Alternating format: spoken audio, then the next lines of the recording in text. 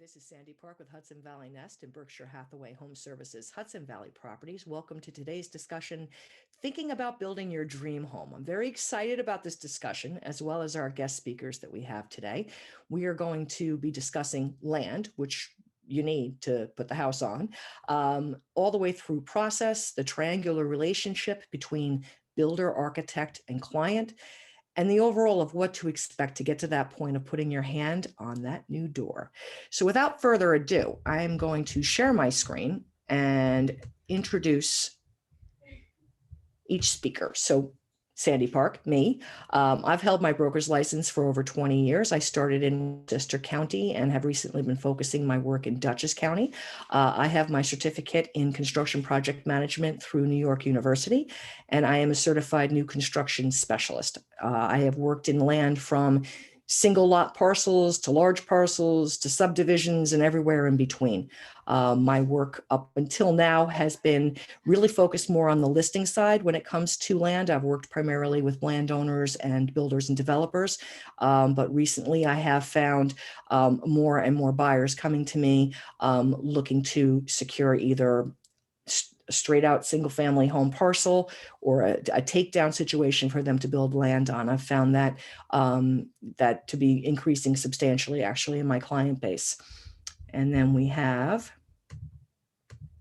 Carol Kurth with Carol Kurth Architecture in Bedford, New York. Carol is licensed in several states on the Eastern Seaboard. Carol has been awarded the distinguished designation as top 22 worldwide influential designers by Interior Design. Carol is extremely talented along with her team. We have a sample actually of one of her houses. It's called the Art House 2 up here on the slide. She is internationally recognized for a full service architecture and interior design firm. Carol has quite a bit to contribute to this discussion today. And we have Mike Dignacco, who is a partner and vice president with Stoneleaf Construction in Amenia, New York.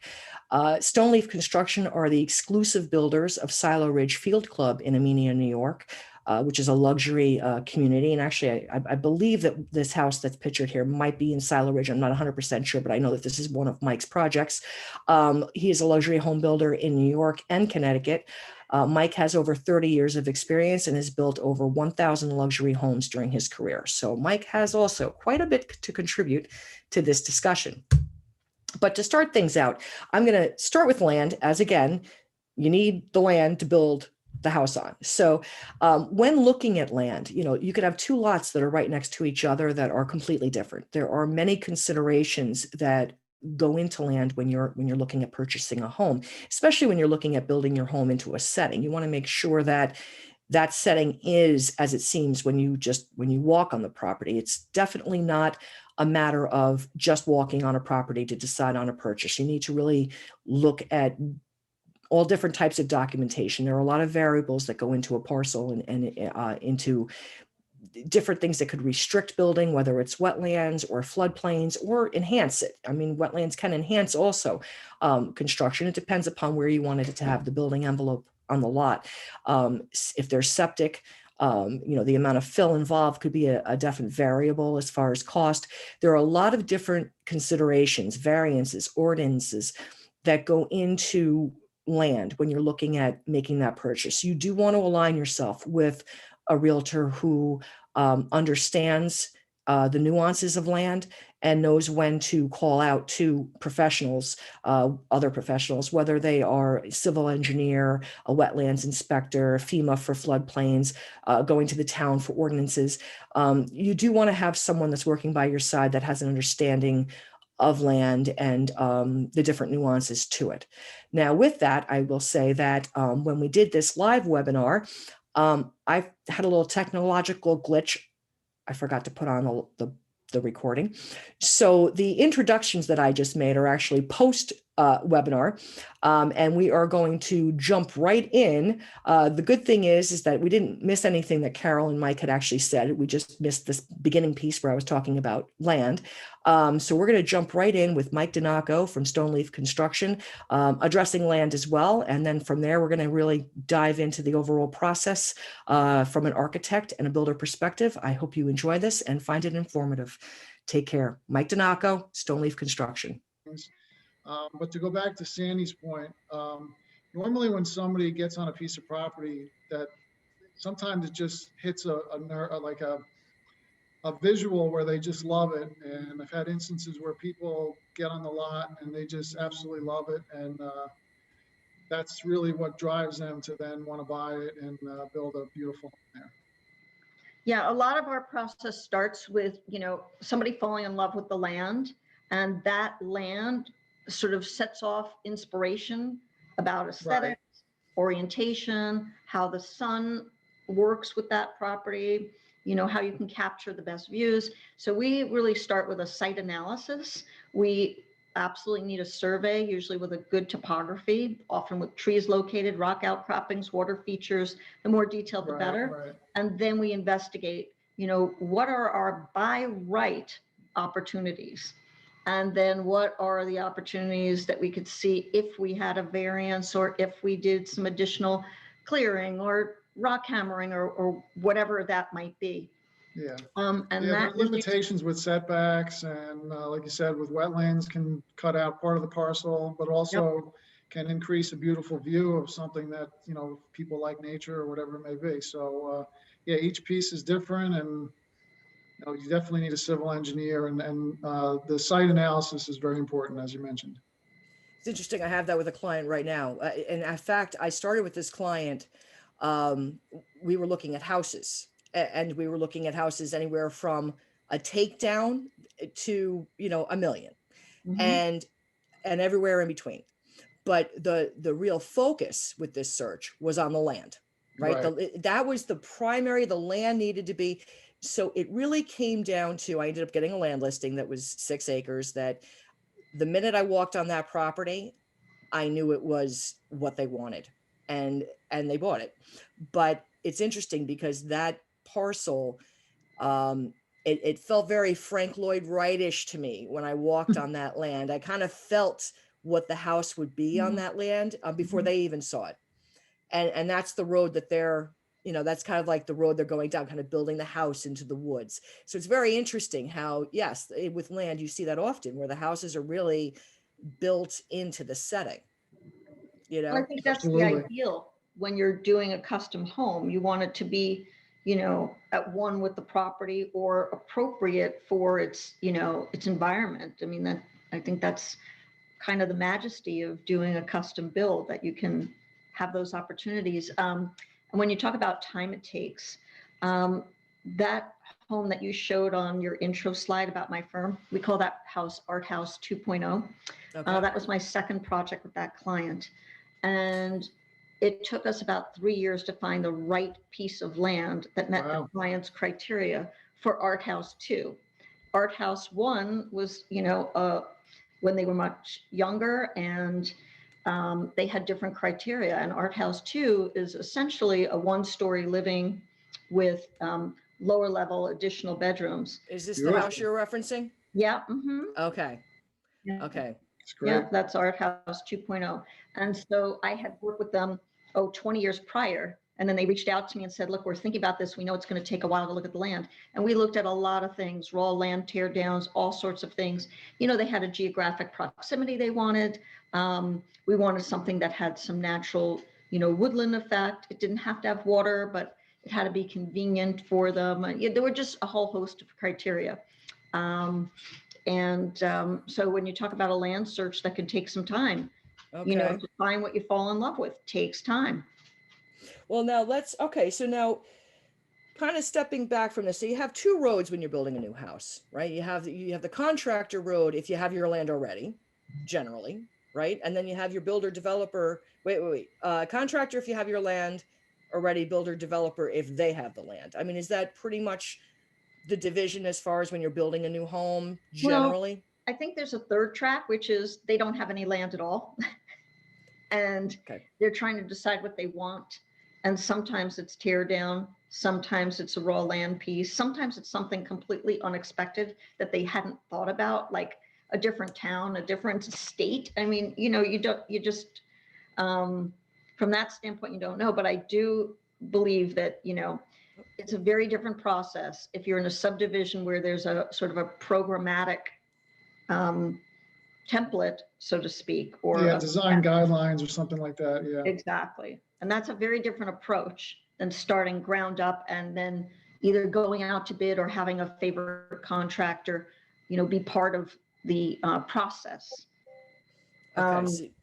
I don't know about for you, Mike, but putting aside the subdivision type of situation, we've found that there's been a few different ways that we've been going on custom with engaging a contractor. In some cases, we're finding it's better when I know the client's personality, when I know the scope, to kind of bring somebody in early on who we think would have good chemistry and work with us from an early stage, helping with budgeting, helping with, what the goals would be, timetable, being part of the process. And yeah, I think that's very helpful. Yes. We do that a lot with the budgeting, the scheduling, helping with some specifications and knowing some unit pricing on some finishes and things like that. So I agree that is very helpful to have put together a team early on that you can work together. And chemistry is an important thing. Sometimes we'll have somebody that owns land already and is requesting to meet some architects. And like you were just saying, with personalities, you can tell how one owner would gel very well with a certain architect and another owner may not gel well with that architect at all. So yeah. Actually, let's kind of back up with that and start from where, when someone, let's say they have their land, whichever they have, if they have land or don't, is the recommended first step really the architect? Is it, or Mike, do you prefer to have them come I would say that if somebody's looking for land, obviously we can help a little bit in the land, but obviously somebody like you with a real estate background is better served.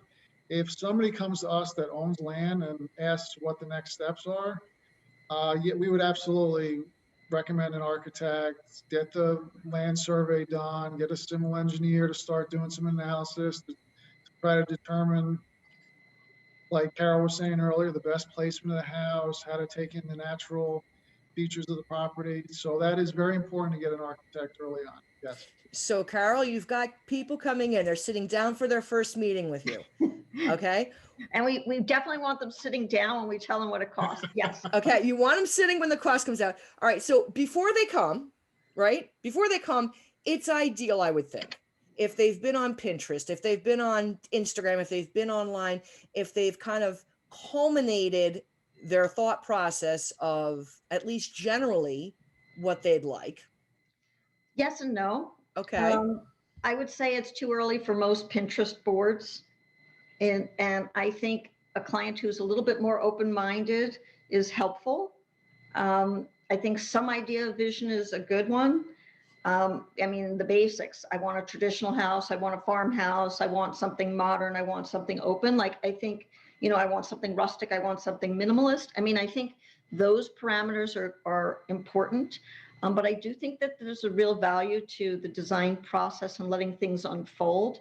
As part of our initial, we will ask clients, whether it's magazine clippings or more about places you've been that inspire you, what type of feeling you want. Sometimes it's more about a feeling and a mood than an actual picture. We don't really want to sort of copy somebody else's project to get where we want to be. We want to be creative in our process. And there might be elements like they went to, they went out west and they went to a national park and they love the beams and the timbers, but they want it more modern. Okay, so how do we get there? You set up a program early on, Carol? Is that part of the initial process? I was exactly. Yeah. And we also like to know programmatically, approximately, what scale home are you talking about and what's your lifestyle like? Is this a vacation home? Is it your, all year round home? Do you travel a lot? Or is this your home is your destination? I mean, nowadays everybody's home. We have a lot more criteria of what people want in their homes. Just because they are home. And we're finding a lot, and we've always found this, but even more so now, that the outdoor environment is just as important as your interior spaces. And so how do we create outdoor rooms, outdoor amenities that feel at one with the land, at one with the home, and what their lifestyles are like? So this is really, I have one of my best friends is an interior decorator.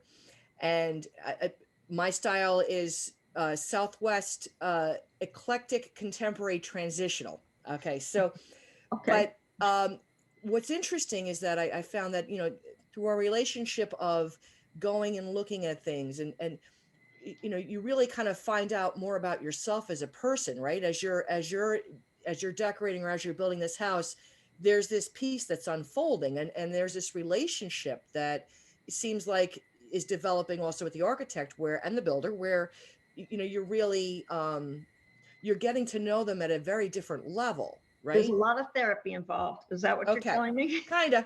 Yeah, I mean, I mentioned to clients that they really need to just lay everything out when they're talking to an architect. You know, it has, sometimes it has to do with, you know, how they share spaces with their spouse, or how many Yep. children. Obviously, they want the children like all in the same spot, or they want them to have their own separate space. So you basically get into an intimate review of what your lifestyle is with an architect, so they can convey the best design they can. So Now, I also see this, you know what, I'm going to back up because that's actually bringing me into the synergy between the architect and the builder as well. But I want to back up for just a second with this, just kind of when we're still at the initial.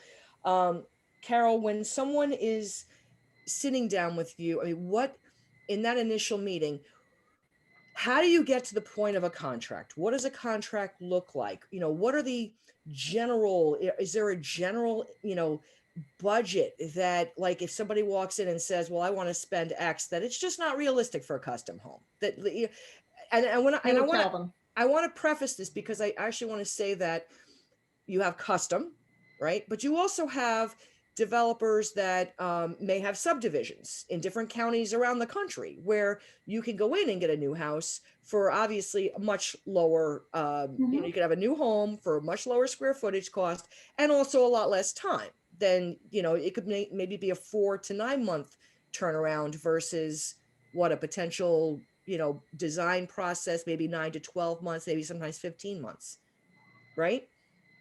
As far as the design It's timing? definitely a different process. I mean, if you're working in a subdivision, it has a lot of advantages in that if you're time limited or you don't like making a lot of decisions and you have them laid out for you, um, uh, anybody who's a builder in a subdivision usually has like a marketing team that helps sort of sell some of the extras, the amenities, and the architect is, you know, really brought in initially to come up with the overall concepts, the floor plans that they're then going to tweak or work within a subdivision process. It's more of a template type of thing. And I've worked on a number of subdivisions, and we were brought in as the architect if there was a client who needed, you know, walls changed or wanted an additional space like a greenhouse or something else added to, you know, the template. So an architect is not quite as involved with the client in those scenarios, my experience, unless it's a really high-end subdivision, which we've done also.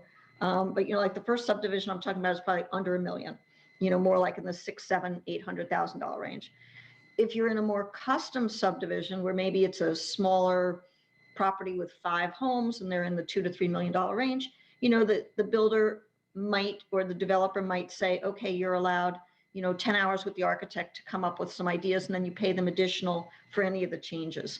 So we've been in that scenario. You know what, Mike? I'm going to throw this over to you because we're dancing on Silo Ridge terrain here when we're talking about this option of you know, really having it be where you're not necessarily doing the site development. That's kind of folded into overall cost. You can have luxury and have custom, but it's still within specific maybe templates that have already been developed that are still higher end, which when you're saying this, Carol, I have to say Silo Ridge is coming into my head. So Mike, when a client comes in, and I don't want to spend too much time on Silo Ridge with this because I really want to focus on the on just building your dream home. But since we touched on this, when someone comes into Silo Ridge, do they have a certain amount of architectural time that a person can have when they're looking at building a house there? I wouldn't say it's a specific amount of time. They have several different paths. So we have different product. One product, we don't allow any changes. So they just buy that and go. And even the interior selections are already done for them. you know, they have a choice of like a warm scheme or a cool scheme and go from there. There's a customizable series of homes that they can, you know, they may love the house the way it's designed, or they may choose to contract with an architect to make some changes. There's still some, you know, limitations to that regarding, you know, lot size, footprint, and things like that. And then there's the product that's fully custom, where somebody like Carol could design a house that meets the design guidelines, and they can spend as much or as little as they want on that house. All right. So now you've got, so really, you know, what I keep hearing from you both is really this, there is a triangular relationship, right? Between the client, the architect, who at least at the outset's the conductor, and then probably the builder becomes a little bit more of the conductor when things hit the field. But either way, there's this synergy and this triangular relationship that really seems like it goes on from the start to the all the way through. Well, the American Institute of Architects in their contract documents has sort of outlined that and set that up from the beginning. If you're using, you know, American Institute of Architects parameters. And so basically, to me, it's a little bit like a three-legged stool. You all have to be in balance, especially as the construction side is going on. Like for me, it's a partnership. I'm, right, you know, I'm collaborating with the builder like all day long and behind the scenes, and we're trying to make it all go and try and like involve the client on as few of those decisions in the construction stage, but lots of them in the early design stages. And there will be decisions for them to be made, but we don't want the client necessarily like having, they have their own jobs to do usually, and they don't have the time and the energy. They're hiring this team to kind of balance it out so that, you know, we're all in this relationship together to make it work for the client. And what are, when someone comes in and they're speaking with an architect, I'm going to throw this out to you too, Mike, but I'll start with Carol on this. What should a person look for in their architect? And Mike, I'm going to have the same question for you as far as what should a person look for in a builder? What should they look for? What should be part of that first meeting where they're kind of seeing, is the synergy here? What should they be asking? Well, I think we touched on this earlier, you know, a personality piece of this, because you're going to be in a relationship for a long time. You might love someone's work, but not be able to communicate. Or you can communicate with somebody, but you don't like their work. So you have to have this balance of liking someone's style or their experience, that you know that they could get to a place that would work for you, and somebody you're going to feel comfortable with, because this is a long relationship. It doesn't end the day you get your C of O and move in my book. I have clients that I am still friends with, in, you know, communication with from the outset of my career, you know, just like at Art House 2, 20 years prior, you know, we were in touch here and there, you know, hello, whatever. But, you know, we're what we like to think of as their trusted advisor and a resource, so that at some other point, whether they're referring us to another person looking, or for themselves or a family member, that they'll come back to us. What about a team though? What should a person be looking for in a team when they're talking with an architect, whether they're meeting with somebody singularly, or, you know, what's the advantage of working with somebody that has maybe a team, and what are those, what are the people looking like that are on the team that would make for a strong team? Okay, so that's a really good question. There are a lot of solo practitioner architects.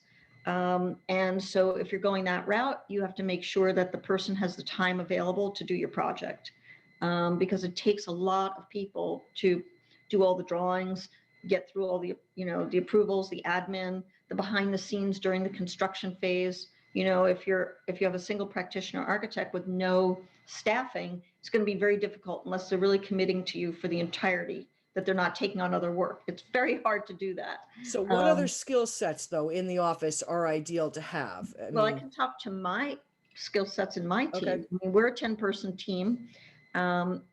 We have, you know, interior designers. We have people with experience. I have 3 people on my team who've been with me over 20 years. You know, the others also lengths of time, but you know, you have people you can count on that have different elements of expertise within a firm, that they can also run a project that, you know, a client, if I'm not available, they can speak to another person on the team. You know, we usually have a minimum of 2 people on a team, but you know, if we're in full production, we might have 3 or 4, depending, you know, I might have an interior designer on the team as we're doing, you know, built-ins, or if we're doing the interior design for a project, which we do for, you know, I'd say the majority of our projects, we might have 2 interior designers on that team as well. So depending on where we're at, depends on who we bring in on the team, but we try to have a consistent, you know, core team throughout the whole process. All right. And then Mike, when someone's looking at a builder, you know, what do you recommend, you know, a person? Is it pretty much the same, you know, thing as far as, yeah, I mean, they have a team? I think the relationship part of it is very important. You're going to be spending a lot of time with them. You have to do walkthroughs and understand, you know, their expectations so you can meet their expectations regarding schedule and costs and things like that. Integrity is also important. I mean, we train our team to do the right things and find the right answers and make sure that we're following, you know, implementing the drawings and specifications that we've worked diligently on with an architect prior to breaking ground. So they really have to have a level of trust, and, you know, I wouldn't say they have to like the builder, but it helps if they like the builder and they trust them and looking forward to having them build their home. Helps a lot. Yeah.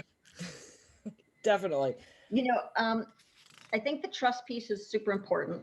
I think there's also the part about experience that's really important. When you're doing a custom home, it's a lot different than in a subdivision where they've done replications of this. And so they've, you know, learned the nuances as they're, you know, doing others. They might have come up with a quicker method, or they might have been able to purchase materials at a lesser cost. Like there's some. Well, they have that with scale, right? When they're doing subdivisions, the reality is they're ordering windows and different components. And so you do, you know, there's different ways to roll with this. You know, that is definitely a more cost contained, is to go into a subdivision. You don't have to deal with figuring out things with the land because that's already done.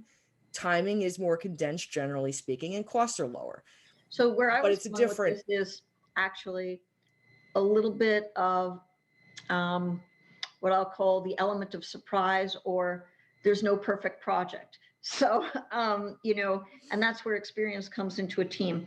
When you're doing custom and not in a subdivision sort of envelope, and even occasionally you get this in a subdivision too. I mean, it happens.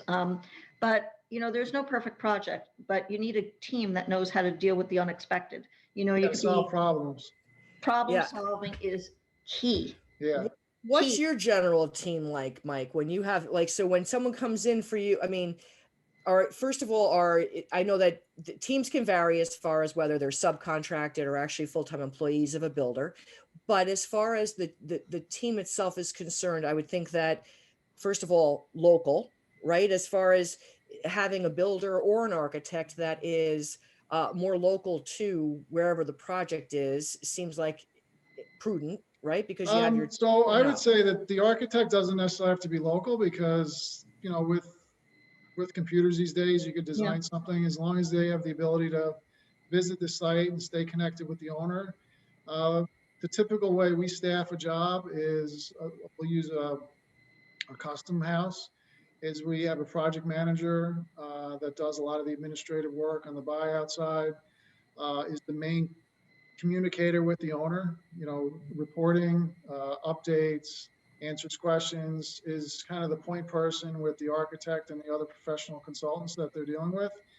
And then we have a field superintendent that predominantly drives the schedule and interacts with the trades, municipal inspector, things of that nature. And then we have the back office accounting and, you know, getting people paid and those sorts of things.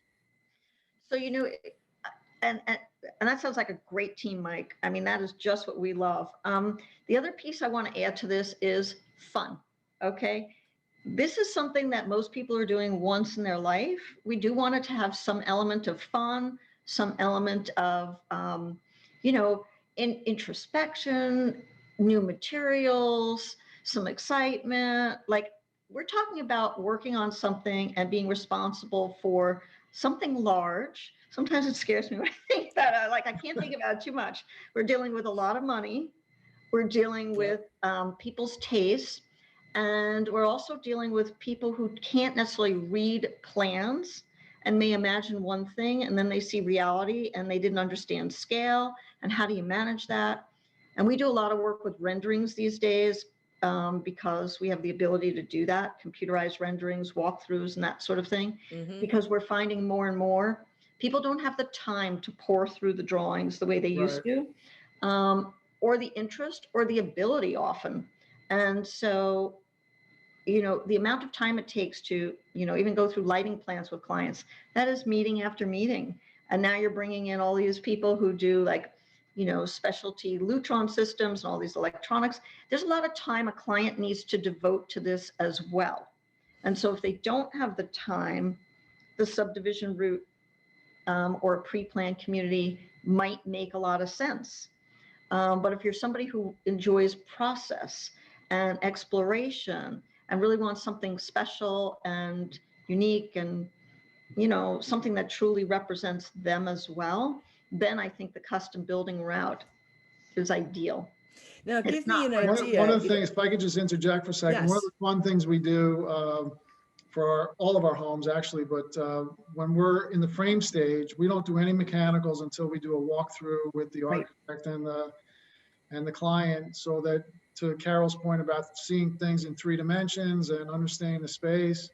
And we normally build the kitchen island the exact same size out of like a nice plywood top, and we put some food and flowers and those sorts of things. And we make it kind of a fun occasion to actually spend some time walking through the house, understanding the spaces, and really getting a feel, and it's work related too. We follow up with a punch list and make sure that we, there's typically some lighting changes and some door swing changes and things of that nature. But we do try to make it fun, because as Carol said, everybody that we build a house for is very busy. And that's one instance where we require them to be there, because it's such an important stage before we start mechanicals that we can't let it pass. I'm showing some of your work here too, as we speak. I'm pulling up some of your work here, Mike, some of the houses that you've worked on, to just kind of give a feel for, well, the important thing, as Carol knows, and as you know, the spacing, the feel, the lighting, just the layout, how things align with each other in the ceiling and the reflected ceiling plan, those are all really, really important. And you can do it the right way, or you can just ignore it and it comes out where when you walk into a house that's been well thought out and has tweaks to it, you can just feel it when you walk in. You're like, oh my goodness. Exactly. This Absolutely. Versus like a room where it feels like, wait, why is this room here? Or why is this, where you walk in and you almost feel disjointed if it's not done. You can feel it. It's more than that. It's the placement of the receptacles, the placement of the switches, the alignment of the lighting. I mean, we always ask all of our contractors when we're working to lay out all the lighting with the frames before they put in the housings, because we might have to tweak it. You can do a million drawings and, you could be drawing for the rest of your life and it will still be a little bit different when it's built, because, the framers are laying out the ceiling joists and our lighting plan shows something. It's inevitable something's going to have to get moved or tweaked or adjusted. It just happens. So you need an experienced team who knows how to recognize it in the field, that there's an adjustment to be made, and come up with a way to do it. Sometimes it's as simple as twisting the light fixture housing around. But if you don't have an experienced contractor who knows you can do these things, it could look like a mess. We find it's very important for someone from my team to be on a job site and have a site meeting, walk through with the contractor, the super, whatever, whether it's weekly or bi-weekly, depending on where we are at a finished stage. During COVID, we've been able to do it maybe every 3 weeks with video and FaceTime and so on like that. But there's nothing like being in person and checking out what's happening on the job. I've got a lot of construction experience. I agree with that 100%. And I want to hone in on that for a second. My construction experience? I got a lot of it. Well, when it comes to like the, so just to kind of frame this a little bit. So the person comes in, generally starts with the architect, or if they start with the builder kind of brings the architect in real, at the very beginning. But as far as the timing with this, once the construction is going, so the architect is going to the house. Mike, how often are there site visits? When you're saying there's a project manager, are there times where the builder is actually also talking with the customer? What should a customer's expectations be from a builder during the course of the project, as far as contact, as far as even starting from the beginning, the contract itself? What is a contract like? How does a person who wants to build a home get that started with the architect and with the builder? As far as, is it generally, a certain percentage at one point, certain percentage later? What gets the juices flowing? Well, I can tell you how we handle it. So say the architect is starting and they're developing a schematic, like a concept design into a schematic design, and they get to the point where the client has kind of said, yeah, I kind of like that. We're going to make some tweaks. I'd like to understand, how much this would cost. We would do a conceptual price exercise to at least let them know what range they're in. We'd include some semblance of a contingency so that they're not, so we're not short on the estimate. Once the documents are further refined and you get further along, you go from conceptual to schematic to design development, and then construction documents. We can help along the way to do pricing exercises. At some point, we would lock down what we call a control estimate and include that in a home build agreement. Almost all of our work is a cost plus a fee type of work, which we think is fair to the client and to us, so that we're limiting risk on both parts. We think that it also saves them money, because if somebody's going to do a stipulated sum agreement, they're going to put enough money in there to cover any fluff, to cover anything they may have missed in drawings. So we find that it's very fair. It's open book. They get to see and be a part of bidding and awarding of contract and material vendors to the extent that they want to be. Some people want to be really involved in it. Some people, if there's a level of trust, we can recommend somebody and they'll go with that. And then as far as the visits, it can vary greatly. So we have some jobs where there's a weekly meeting with the architect and the project manager with the client, and some projects where a client has designed everything in great detail and has selected everything for their finishes, and they may only visit the house 3 or 4 times, and they kind of rely on us to make sure that it's meets all their specifications. We, at a minimum, send 2 reports a month to the owner, and we like to also send an email update every Friday just to give them an idea of what's going on. So communication is important, and keeping that loop with the architect is also very important. That's generally how we operate. It varies a bit, but generally how we do it. What are some of the biggest, and this is to both of you, what are some of the biggest time busters in a schedule that are just like and I know that there's several, and I know that they can be varied, but I mean, if I could jump in, changes. I was going to say change request. Mike. Yeah. They're inevitable. I mean, when you make changes, it slows things down.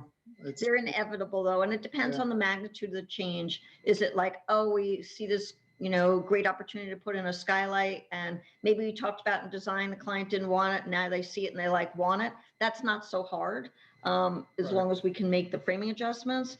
But if like all of a sudden they, we had a prefab fireplace, now they want real stone and we don't have a foundation and we need to, really work that out, that's a big change. Or, if they want to make something bigger, or, that's a big change. It depends. I would say decisions is one, and then sometimes lack of decisions, changes is one, and then a lack of decision making is another one, where you can go weeks or weeks and weeks, waiting on, say, a window selection or something like that. So those are 2 big ones for us.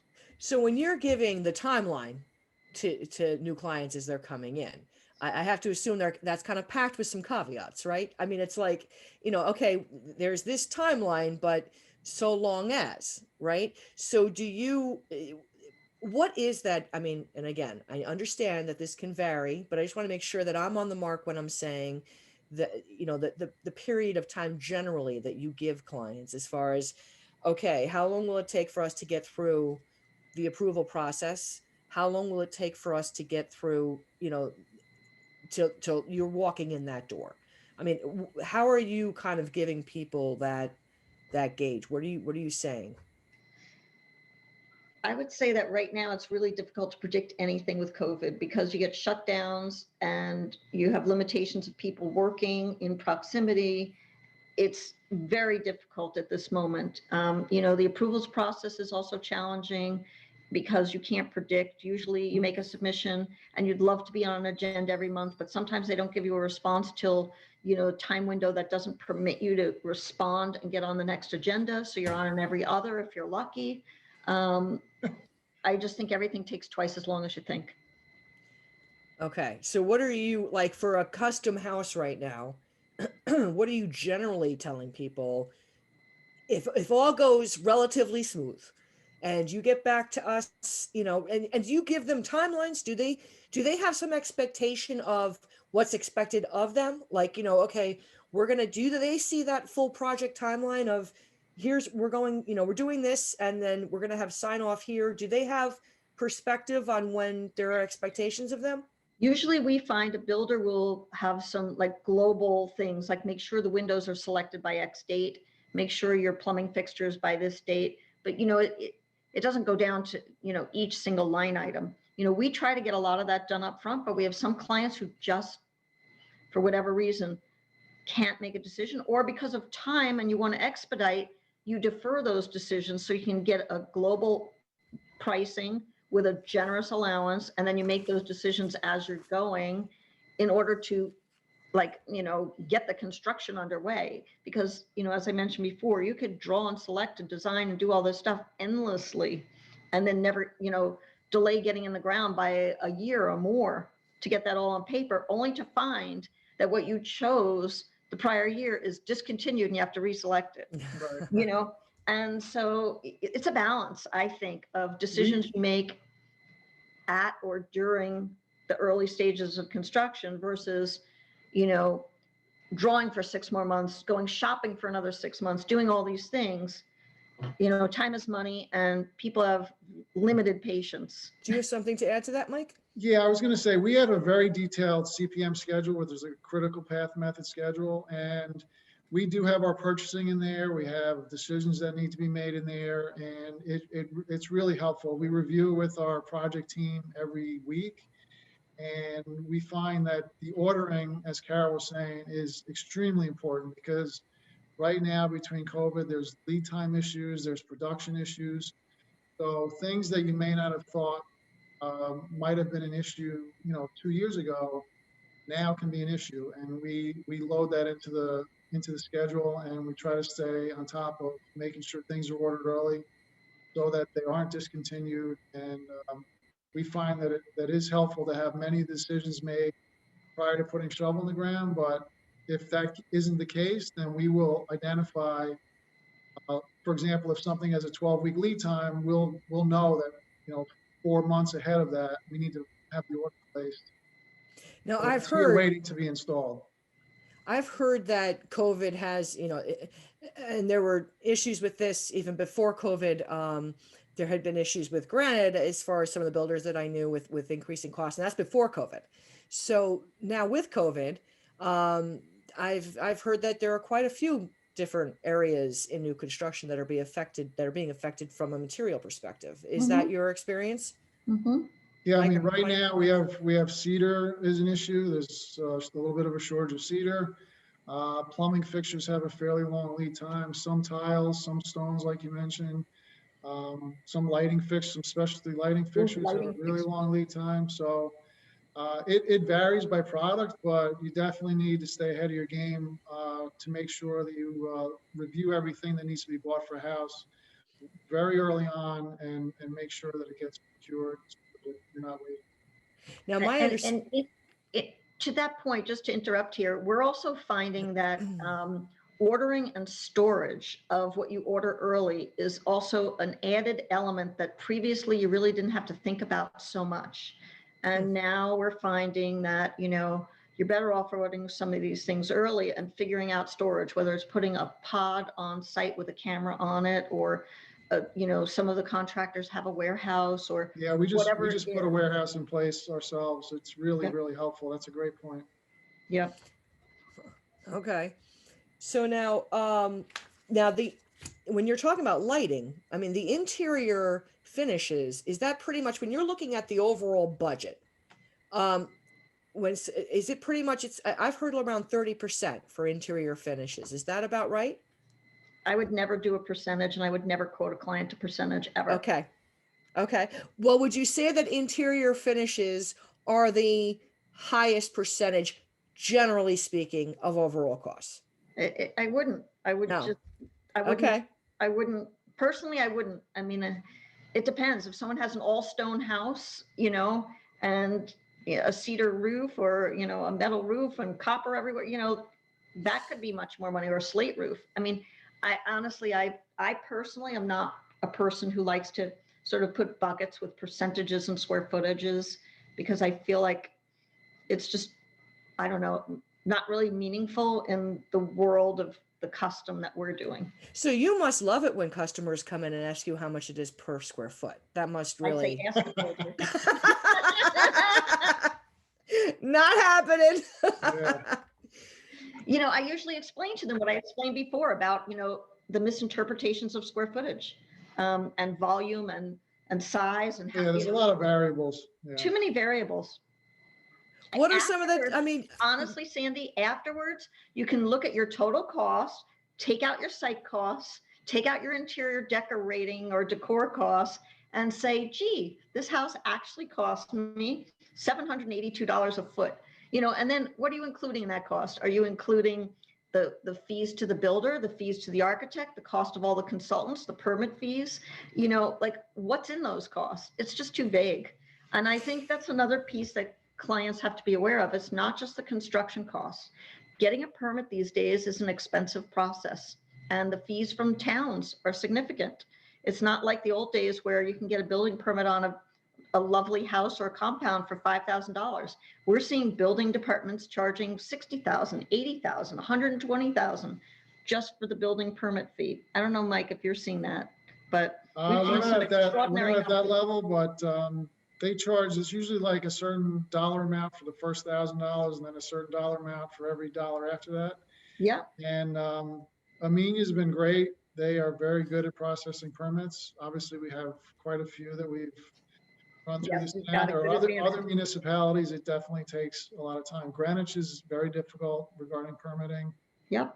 Now, when it comes to site costs, Mike, what like, I'd like to give a perspective to people, just like, you know, because people see this piece of land, and I see this often where, you know, they don't necessarily realize how much fill is needed on the land, or this, that, and the other thing. There's every piece, you could have two parcels right next to each other, completely different. So when you're looking at a piece of land and you're trying to kind of level set some level of price to give people coming into this, as far as the cost of site improvement, how do you, I mean, you got to kind of give people something so that they have some idea. How do you, is there like a, so depending on the parcel, I would say if it's a larger parcel, we'd have some information from the civil engineer regarding cut and fill. It's pretty cool what they can do now with technology. They can fly the land, and they can integrate the proposed grades with the existing grades, and they can tell you basically you're going to be cutting, you know, X amount of cubic yards and filling X amount of cubic yards. Hopefully the site is balanced, so you're not removing or having to import fill. That's the ideal situation. And then it's got a lineal foot of a driveway that you can figure out, you know, pretty easily how much it costs per foot. The well is a certain amount, the septic is a certain amount, or tying into a sewer. Tree clearing is a pretty set amount, you know, generally 7,500 an acre, something like that. And then blasting, we could do a analysis on, you know, if it's a rough footprint, you know, if they give us a general idea of the footprint, we can estimate how much it would be to blast if there's rock on there. So there are ways to estimate it, but it is one of the things in building that it's a great variable, as we were talking about earlier, that the site there's just so many variables in doing site work. Exactly. But you definitely need some information from a civil engineer to at least come up with, an early on estimate. So to mostly for decision making. So when a customer comes in and they say, okay, I want to build this 4,000 square foot. Let's say they want it on the smaller size in relation. Okay. But they want, bells and whistles and all this, but they have a certain budget. That's, let's say that's within the realms of a custom new construction budget. I mean, at what point can you let them know? I mean, they need to know early on if they say, we can use historical numbers. If you said it's a 4,000 square foot house and this is the piece of property and it's got half of it is trees and half of it is a meadow, and we're going to tie into the town sewer and there's a water line that's got to come in and we know where the tap is at the street.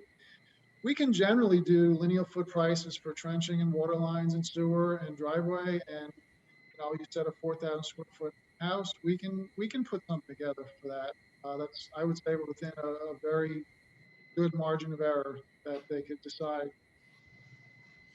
And as far as the actual payment for construction, is it generally, is it a certain percentage that a person pays at contract? And I'm asking this actually for really both of you, as far as how is that, and you don't have to give the details of exactly how you guys do it, but just in general, what should a customer expect as far as what they need up front to get things going? When are they making other payments? That type of thing. Can you give a perspective on that? I'll let Carol go first and then I'll go. Okay, so when you're having that money conversation, we like to go by the AIA method on a custom home where it's a monthly requisition based on progress. The contractor sends it over. We usually have a conversation. We run through it. We look at what they're invoicing. Sometimes it's ahead of the schedule. Sometimes it's for work in place. Sometimes it's for pre-ordering. And we evaluate it, and then the contractor sends it off to the client. We usually ask that they wire the money to the contractor, whatever that requisition is. And if there are change orders, again, it's the same conversation with myself and the contractor builder, sometimes with the client, and move from there. But we don't like anything to go longer than a month. I mean, in an ideal world, a client would sign off on a change order on the spot, but it's usually too challenging, too difficult to put all the pricing together. But by documenting, the builder saying, this is our weekly wrap up and we did X, Y, Z, or we ran into that, it's sort of documented in that regard. Okay. Right. We do a percentage at signing of a contract. It's 10%, just to be specific, even though you said don't be specific, but no, it's in it. And then we do the same thing Carol was saying. We do the monthly requisition based on work that's in place. We include all the invoices and a detailed backup so that everybody can see. The architect, in most cases, reviews it on our custom jobs. On the jobs that aren't as custom, just goes directly to the owner. And if they have any questions, they'll report back. We don't fund construction. We get the money in and then we pay our vendors and trade. So monthly works for us. Regarding change orders, we won't do a change order until we have an agreed upon price, right, so that there's no kind of, conflict later on. Oh, I didn't ask you to do that, or so on and so forth. So we're very specific on our change order policy that we try to act on it very quick as far as administratively, and then get it, sorted out beforehand, and then we can just implement it as soon as everybody's in agreement. And that is the best way to do it. So basically, to get the ball rolling with you both, there's a contract with both of you, I would assume, right? There's independent separately, yes. That's the point of the three-legged stool, is that each is independent of one another, but we all have relationships to the client. Right. Okay, but as far as someone coming into your office and now the ball is rolling. So to get the ball rolling. So you want to understand how my architecture contract works? Just the basics. Like, is that what it is though, that they sign a contract to get the ball rolling? Well, My contract with the client would be at the outset, and Okay. we work different ways depending on the project, but on some of our very large projects, we're on an hourly basis the entire process. And because so much can change and there's so many things that go on. It's either that or we do a percentage of the construction cost, but often you don't know what that is. So you kind of create a number and later you adjust it once you know where the construction's at. But anything that goes for the approval process is always hourly because no one knows what that's going to be. But we've done all sorts of hybrids. We've done, fixed fee up to, awarding the contract and then hourly after that for all the site supervision. So there's some, flexibility in how that works. We find for clients that like to make a lot of changes during design, hourly is the really only fair way for us because then they know that they're paying us to do this design work and do multiple. Right. If they're going to keep making changes, time is money. Yeah, well, right. It can get very involved, especially when we're doing renderings and we have a rendering and then the client says, well, what does it look like if it has, a dark floor? What does it look like if it has light floor? What if it has, a wall treatment or different lighting? And they want to see all these permutations. Well, hourly is an advantage in that regard that, we just keep track. We have a timer.